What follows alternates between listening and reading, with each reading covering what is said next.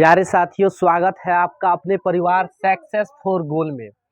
ये हमारा फिजिक्स का पहला चैप्टर है प्रकाश। इससे संबंधित हम महत्वपूर्ण ऑब्जेक्टिव को कर रहे हैं। दो सेक्टर में इसको हम कंप्लीट करेंगे। ये हमारा पहला सेक्टर है, इसका अगला सेक्टर कल आएगा।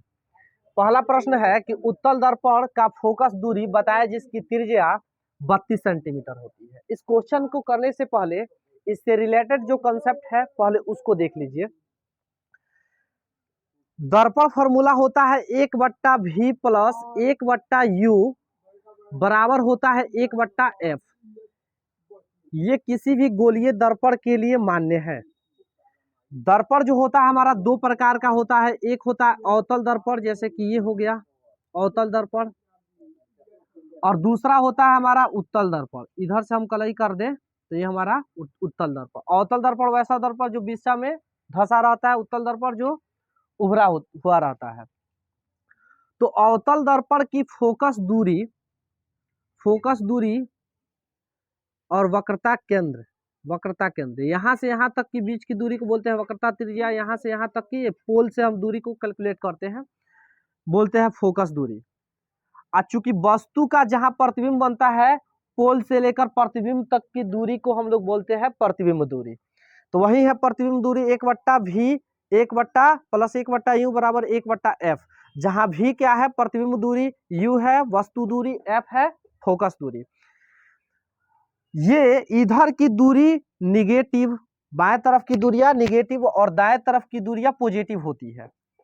इधर की दूरी निगेटिव और दाएं तरफ की दूरी पॉजिटिव होती है। तो इसमें एक चीज हम देख रहे हैं कि इसका फोकस इधर होता है उत्तल दर्पण का।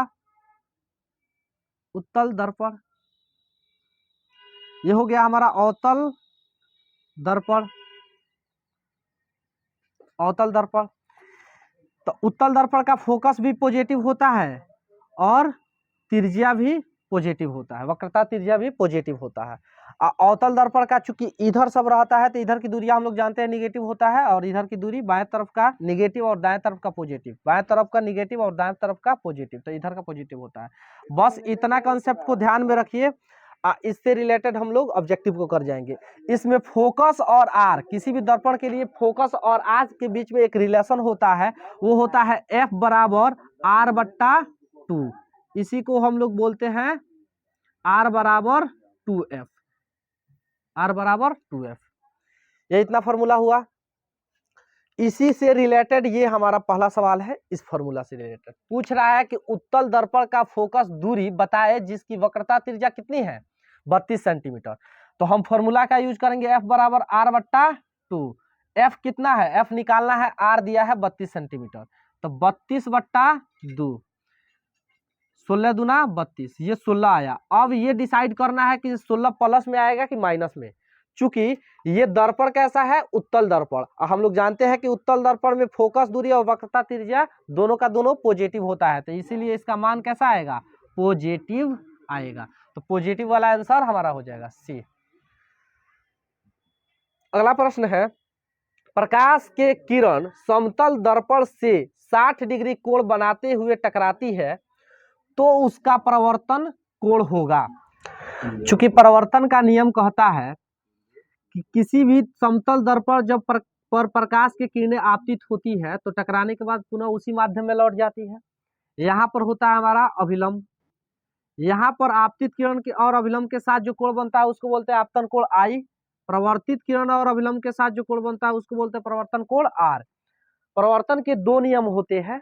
पहला तो ये कि आपतित किरण, परावर्तित किरण तथा आपतन बिंदु पर डाला गया लंब तीनों एक ही तल में होता है। दूसरा कोण I बराबर कोण R, तो यहाँ से कोण I बराबर कोण R। दूसरा प्रश्न ये कह रहा है कि समतल दर्पण से 60 डिग्री का कोण बनाते हुए टकराती है। तो कोई किरण है जो समतल दर्पण के साथ कितना डिग्री का कोण बना रही है, 60 डिग्री का कोण बना रही है। तो यहाँ से ये रिफ्लेक्ट होगी, यहाँ पर होगा हमारा अभिलंब। चूंकि अभिलंब क्या होता है, अभिलंब क्या करता है, 90 डिग्री का होता है, तो 60 डिग्री का ये हो गया, तो 30 डिग्री का ये होना चाहिए, तो 30 डिग्री का ये हो गया। क्या पूछ रहा है, पूछ रहा है प्रवर्तन कोण बताए। तो प्रवर्तन कोण बताएंगे I बराबर R होता है प्रवर्तन के दूसरे नियम से, तो ये भी 30, तो ये भी 30 होगा।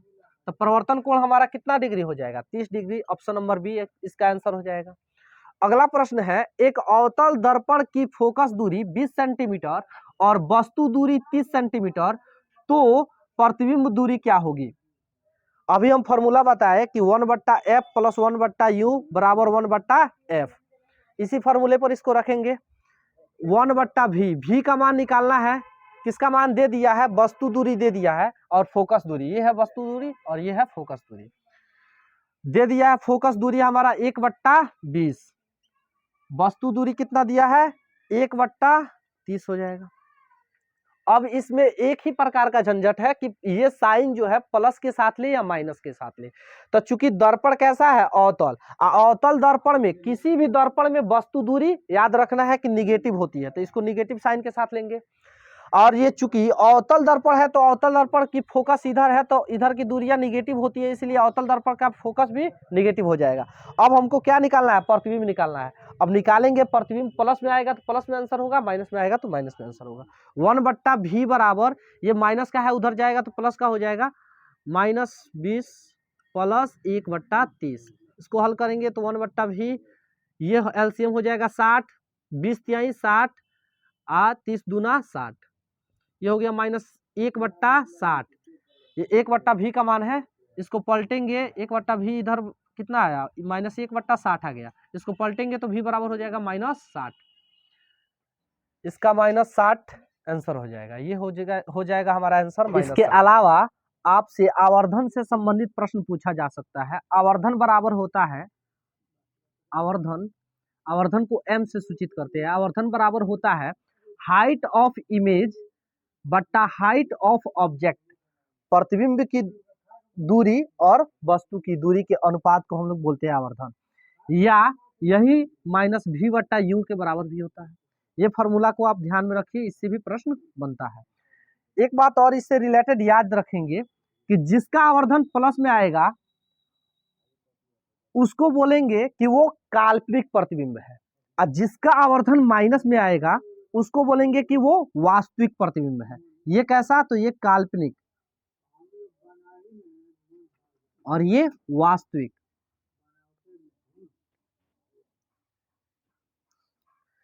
आज के लिए ही इतना ही, फिर मिलते हैं अगले वीडियो में। तब तक बने रहिए हमारे चैनल के साथ।